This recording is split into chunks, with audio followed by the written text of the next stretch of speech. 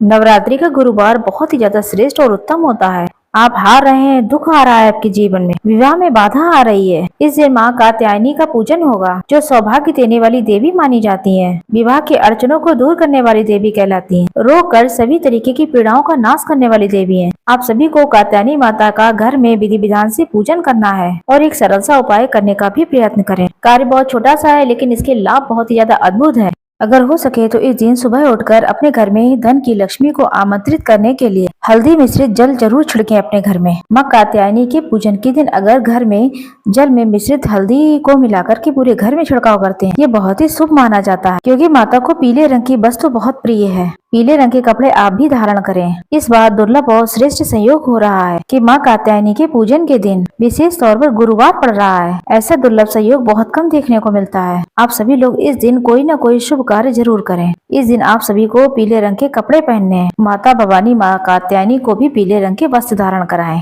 नहाने के पानी में एक चुटकी हल्दी जरूर डालें आप, और मस्तक पर भी हल्दी का तिलक जरूर लगाएं। विधि विधान से इस दिन अपने घर के मंदिर में पूजन करें। घर के दरवाजे पर हल्दी डाल करके एक दीपक लगाएं। ये बहुत ही अधिक श्रेष्ठ माना जाता है। केले के वृक्ष और तुलसी में एक स्वास्तिक जरूर बनाएं। ये दोनों ही वृक्ष जो हैं देव तुल्य माने गए हैं। केले के वृक्ष में साक्षात नारायण का स्वरूप माना गया है और तुलसी में माता रानी का स्वरूप है, देवी दुर्गा का स्वरूप है। आपको उपाय कैसे करना है ध्यान से सुने। माता रानी को शहद बहुत प्रिय है। ऐसे में आप किसी भी कटोरी में पान के पत्ते में माँ को भोग जरूर लगाएं शहद का। माँ के समक्ष हल्दी वाला दीपक जरूर लगाएं। विधि विधान से माँ को पीले फूल भी समर्पित करें। ये दुर्भाग्य को दूर करेगा और सौभाग्य में वृद्धि करेगा। अब एक हल्दी की गांठ का ये उपाय है, आप कैसे करेंगे आइए जानते हैं। इस उपाय को करने के लिए आप या तो केले के वृक्ष के पास चले जाएं या फिर आपके घर में जहाँ पर तुलसी है उस स्थान पर करें। दोनों स्थानों में से किसी एक स्थान पर ही करना है। आपको इस उपाय करने के लिए साबुत एक हल्दी की आवश्यकता पड़ेगी और आपको कच्चा दूध और एक चुटकी हल्दी की भी आवश्यकता पड़ेगी। साथ ही साथ आपको लेनी है एक लंबी बत्ती या फिर गोल बत्ती। तो ध्यान से सुन लीजिए आपको उपाय कैसे करना है। उपाय आप नौकरी के लिए, विवाह के लिए कर सकते हैं, रोग कर्ज पुत्र पौत्र का वरदान के लिए कर सकते हैं। अपना नाम गोत्र बोलते हुए सबसे पहले आपको लेनी है एक हल्दी की गांठ। हल्दी की गांठ में आप रोली, चंदन और मौली सभी कुछ समर्पित करें। वहीं आप जानते ही होंगे कच्चा सूत्र होता है जो वस्त्र रूपी हम प्रभु को समर्पित करते हैं, वो आपको बांधना है हल्दी की गांठ में। चाहे तो एक ही बार गांठ लगा दीजिए, वरना 3 बार लगा दीजिए, इच्छा पूरी तरीके से आपकी है। सबसे पहले आपको यहाँ पर जल चढ़ाना है,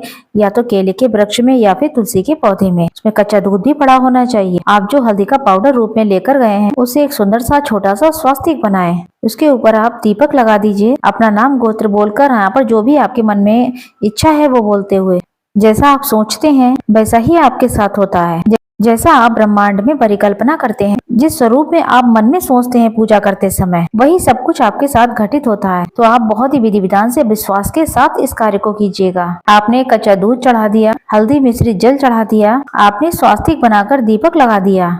इसके बाद आप केले या फिर तुलसी के वृक्ष में हाथ जोड़कर उनकी परिक्रमा जितनी संभव हो 11-21 बार जरूर करें। संभव हो तो यहाँ पर तुलसी या केले के वृक्ष में भोग जरूर समर्पित करें। गुड़ चने का भी भोग कर सकते हैं। जब आपकी पूजा विधि संपूर्ण हो जाए तब माता लक्ष्मी और माता तुलसी का ध्यान करें, श्री नारायण और माता कात्यायनी का ध्यान करें और अपनी झोली पसार लीजिए और कहिए, हे माता भगवती, मेरे जीवन में सुख सौभाग्य का वरदान हो, धन संपदा मुझे मिले, रोग कर्ज मेरे कट जाएं। ऐसे प्रार्थना करते हुए आपने जो हल्दी ली है उसमें रोली, चंदन, अक्षत जो भी समर्पित किया है, साथ ही आपने उसमें एक धागा बांधा है अर्थात कलावा बांधा है। उसको अपना नाम गोत्र बोलकर, अपनी मनोकामना बोलकर आपको यहाँ पर तुलसी की जड़ में उसे अच्छी तरीके से दबा देना है। अपने हाथ की मदद से इस हल्दी की विशेष गांठ को कात्यायनी माता का ध्यान करते हुए अगर इस चीज को करते हैं और दबा देते हैं वहीं पर, कैसा भी दुर्भाग्य चल रहा हो आपका वो सौभाग्य में बदल जाएगा। आप सभी जानते हैं हल्दी में ऐसे गुण पाए जाते हैं